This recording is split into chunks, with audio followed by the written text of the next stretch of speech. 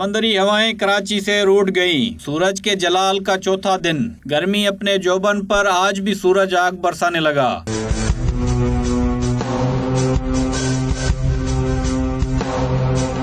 सख्त धूप में शहरी निडाल हो गए। महकमा मौसमियात के मुताबिक बुध तक गर्मी की लहर बरकरार रहेगी।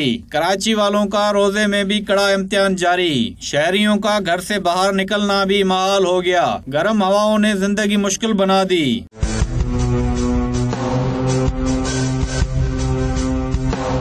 बिन कासिम पावर प्लांट के मुतासरा यूनिट से बिजली की पैदावार भी शुरू हो गई, लेकिन बिजली का बहरान खत्म नहीं हुआ। शहरियों का बुरा हाल कर दिया। इससे वजह से तो बहुत परेशानी आती है। रोजेदारों को तो बहुत तकलीफ होती है। इसके वजह से तो इन्हें कुछ करना चाहिए, सोचना चाहिए। तिब्बी माहिरीन ने शहरियों को घर से गैर जरूरी बाहर ना निकलने की हिदायत की है। अगर बाहर निकलना जरूरी है तो गीला कपड़ा साथ रखें। कैमरामैन मोहम्मद आसिफ के साथ इब्राहिम रिंद, 92 न्यूज़, कराची।